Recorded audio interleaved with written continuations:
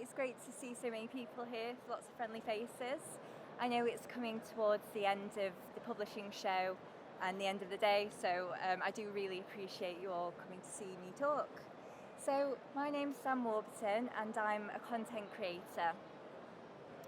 So I'm going to talk to you today about the power of storytelling pictures in your business.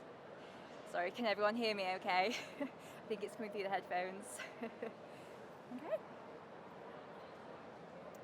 So I thought I'd start off by telling you a little bit about my story. So I did a publishing and English degree at Loughborough University. I wanted to be an author and illustrator. I thought learning about the publishing industry would be the best way to do this. So I then graduated in 2015 and landed my first role at Oxford University Press. So I was a graduate intern there, working in secondary maths educational department. I now have a newfound appreciation for editors, but I thought unfortunately it wasn't quite for me. But I was really inspired by the marketing team there. I loved the creativity and the variety of the marketing role. So that's what I pursued after leaving Oxford University Press. I tried lots of different marketing roles and I eventually came across the Chartered Institute of Marketing. So I completed a level 6 qualification and I'm now an associate member of CIM. And in my current role now, I'm a design and content creator for M.I.C.E Consulting.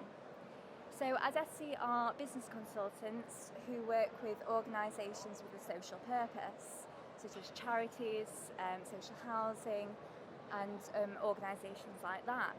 So I look after anything related to design and content, everything from content marketing through to training materials for delivering services. So this is what I really want to talk to you about today. So it's all about storytelling pictures and how to apply them through these different ways. So the first way to apply them is by making complex ideas simple. Another way you can apply storytelling pictures is by developing a strong brand identity, using them to build your brand personality. And lastly, probably the most important, is to use storytelling pictures to grow and engage your audience. So we've all probably heard of pictures are worth 1,000 words, and this is the reason why. Our brains process images much quicker than text, especially in the fast-paced digital world of social media where content is popping up all the time. Packaging your content through images can be a good way to quickly digest the information and let audiences know straight away that your content is worth their time. So this is how I would practically make complex ideas simple. As you can see the first image on the board, the squiggly mess, this is what a complex idea looks like to your audience. So then you can take this concept and strip it back to the most simple message you can convey. Once you've made it as simple as you possibly can, apply it to a real life situation so that your audience can identify it and recognise it, and then tell this in a story. This is where storytelling pictures come in, to make it more memorable and engaging. So here's a practical example. At M.I.C.E we have a lean tool called A/B analysis. You might know it as something else, but A/B analysis as a lean tool is looking at what your customers expect, looking at what your suppliers think your customers expect, and comparing the expectations. This slide is not very engaging. You can see a few yawns in the audience, and this is what M.I.C.E were using before to explain the concept. So obviously it's not very engaging and we wanted to make it more memorable and easier to digest. So I broke down this into the core concept by asking questions. I'm not a lean expert myself, so the only way I could understand the message was to ask the experts. So this is what we call the tool now, painters and patrons. So in this scenario, this is a picture telling story.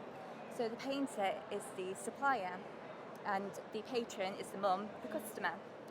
So the painter thinks that the mum wants a picture of her baby looking realistic, whereas what the mum actually wants is a picture of her child looking angelic and sweet instead of a grumpy crying mess.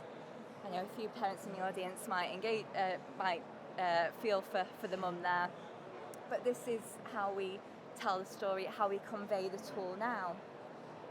And you can see we've done a cheat sheet takeaway instead of the lengthy PowerPoint slide that was pretty difficult to get through. So other ways you can make complex ideas simple are by creating infographics. This is an example we did following on from a newsletter that just condensed all the information into an easy takeaway. And the picture on the right is a screenshot of an illustrated video that we created.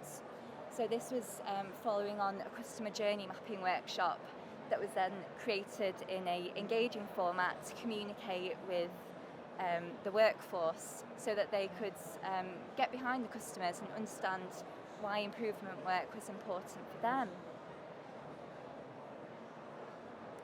So your key takeaways for this section, making complex ideas simple, are chip away until you understand the core message. If you don't make it as simple as possible, it's then really difficult to apply the next stages. The second point is to use metaphors and analogies. Again, this is to make it easily identifiable for your audience and to make it more engaging and memorable. And the last point, does it pass the average Joe test? Can your friend understand your concept easily and simply, even if they don't have any prior knowledge? So moving on to the second point, developing a strong brand identity using storytelling pictures. I love this quote from Andrew Stanton. So it's a bit difficult grammatically to understand, but what he's getting at is the story. The most important thing about a story is to connect with your audience emotionally, intellectually, and aesthetically. So storytelling pictures, storytelling in particular, can connect with your audience emotionally, targeting their pain points, and then what can your service do to help them make a decision up to purchase to solve those pain points? And the aesthetics is the way you package it, so in storytelling pictures to get your content across engagingly. So these are my tips for how you can practically apply storytelling pictures in your brand identity. So the first point to remember is remember your purpose. So who are your customers, what are your objectives, and how can storytelling pictures meet your purpose? Also, you don't have to be Picasso or some great artist, you just have to get your message across in a quick, easy way to digest. You can do research for this to see what's already out there in your market, what inspires you to create, and perhaps you can be a differentiator in your market with storytelling pictures and stand out from your competitors. And the third point is how to practically make these illustrations or storytelling pictures. So thinking about your design, your colour and your style, it all needs to be consistent with your branding. So for example, at M.I.C.E we use blue and orange because that's in our brand guidelines. We also use a simple blue style because we want to connote the idea that M.I.C.E provide simple training and simple ways to improve your business. And the last point, probably the most important, is to standardise your storytelling pictures and use them strategically. Place your storytelling pictures where your customers can find them. So when I first started at M.I.C.E, I rebranded the company. So I changed the logo from the one on the left to the one on the right, and I revamped the website and now create content for the social media sites, building up our own strong brand identity. At the end of the day, people buy from people, which is one of the biggest things and biggest reasons why my directors wanted to change the branding, because I must admit the logo on the left is a bit brand management and a bit corporate, whereas we're a small, vibrant business consultant who want to partner with with our customers, our clients, and you need a friendly image to be able to do that. So unfortunately these are pictures of me on the screen. Our story on our website has team photos for everyone, and this is a way that we incorporate storytelling pictures. So we have a realistic photograph on the left, which is then followed by the illustration on the right. So the photograph shows people who they're going to be working with, putting a face to the name, whereas the illustration shows our brand personality. It uses our brand colours, and the mug shows our personal personality. So I'm an illustration nerd, hence the pencil on my mug, but we also have team members who have Star Wars and Batman on the mugs to show everyone's individual personalities as well. Again, alluding to the idea that people buy from people. So this is from my own personal branding. I run a content marketing blog through Instagram, and these are 3 examples from 3 different social media posts. And the same colours and style and character follow through each post, so I'm trying to build up a story with my content. This builds trust with your audience and lets them know what future content that you're going to create. So, my key takeaways for this section are: show your human side and brand personality. Again, people buy from people, and storytelling pictures can help you to portray your personality. Build stories over multiple pieces of content, again to build trust. Storytelling pictures are a uniform way that you can do this.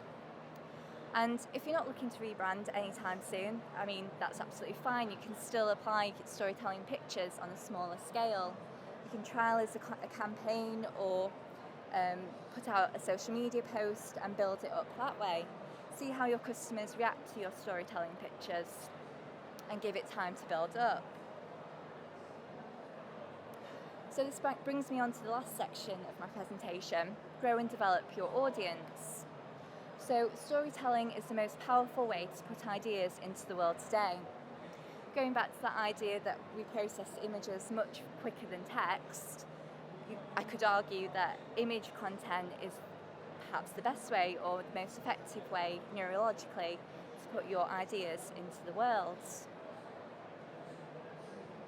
So you might have seen this race framework before. It was created by Dave Chaffee at Smart Insights, and it's a way to build a digital marketing communications plan. So I've developed the DRAW framework based on this race model, and it's for content creators to actually create storytelling pictures that communicate and engage with your audience.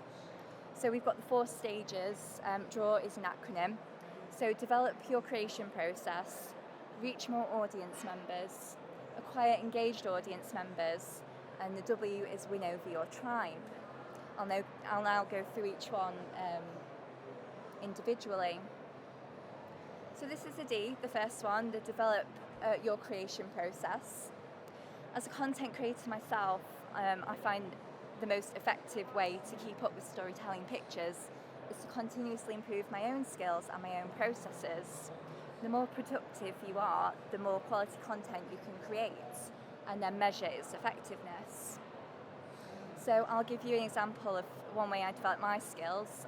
Like I said, I'm an illustrator, and I used to spend hours drawing text, and it's incredibly difficult to get all the letters the same height, the same width, the same spacing. But I then came across a tool, a piece of software called Calligrapher, and this allowed me to put my handwriting into text format. So now I can create text at the speed I can type, which has honestly been a game changer for me, and really improved my productivity. So the Magpie is here for magpieing ideas, topping up your inspiration from researching. So this ensures that you can keep up constant content that's inspired by other ideas. And probably the most importantly is focus on your customers. How are your customers reacting to different formats of content, and you want to be creating content that they will engage with. So the R of the framework is reach more audience members. This illustration here is one that I created for a newsletter and blog post and social media post actually, to advertise a webinar that we were doing to promote overcoming obstacles to your transformation programme. So the mole in the picture is the customer's pain point and the obstacle that they want to get over. And the flying butterfly on the bicycle, E.T., is the hero of the story, essentially the customers who are getting over obstacles to their transformation. So the bullet points on here are channels and places that you can put your storytelling pictures in order to reach more audience members. And A, acquire engaged audience members. So this illustration is from a newsletter that I made for Chantry Brewery. So the newsletter summarises all the beers that were in the newsletter. So there was Styrian Eagle and Pirate Brew. As you can see, the pirate is also holding a pint of beer. This had a great effect because a few days after releasing this newsletter, we actually had people in the pubs asking when the beer was going to be stocked, which was the goal of the newsletter. So that engages more audience members by being able to put themselves in the picture with holding the beer. So these bullet points again are places where you can position your storytelling pictures in order to create more engaged audience members. And finally, the last one, win over your tribe. This is an illustration that I made for Odessi to create a storytelling picture from a testimonial. So the character is G, one of our directors, and he's essentially saying thank you to Vicky who gave us the testimonial. And this creates social proof that we mean what we say when we actually partner our clients, to the point where they're happy to share content with us in order to engage with other audience members, effectively spreading the words. It's important to match expectations with consistency in this way, because the content will follow through from your content marketing through to your services and then win over your tribe members. Another point to consider is brand merchandise. Storytelling pictures could be a way to create a mascot or heroes for your campaigns or your brand identity. If you think about meerkats and compare the meerkat, that's essentially a character that they created, and they now produce almost mini films for their adverts and sell books as well as the toys. So if you're in the publishing and media industry, you could potentially use storytelling pictures as a way to create a form of passive income. So here are my key takeaways for the draw framework. For the develop part, continuously improve your content creation capabilities. This is so you can continuously improve your skills and your productivity, and ultimately produce more content that your audience wants. Reach, target pain points and connect on an emotional level to your audience. Acquire, can your audience visualise themselves in your products? Can they be the hero of your story in your storytelling pictures? And finally, win, what story do you want your customers to spread? What message do you want them to tell about you? And just to summarise the whole presentation, you can use storytelling pictures to turn complex ideas into simple ones that are memorable and engaging for your audience. Build a brand personality that people want to engage with. Storytelling pictures are a great way to portray your brand, and you're not limited to the restrictions that photographs or longer forms of content can hold you against. And for your third point, nurture an audience who want to hear what you have to say. So thank you very much for listening to my presentation. The QR code here is actually a link to my newsletter. where you can then download the slides from these presentations if you want to take them home with you. I also have business cards with this QR code on. If you'd like to take one for later, I'll stand here and hand them out if you'd like them. So thank you very much. Thank you so much for staying for this presentation. It really means a lot. Thank you. Does anyone have any questions they'd like to ask? I think we've got 5 minutes. Oh, yeah.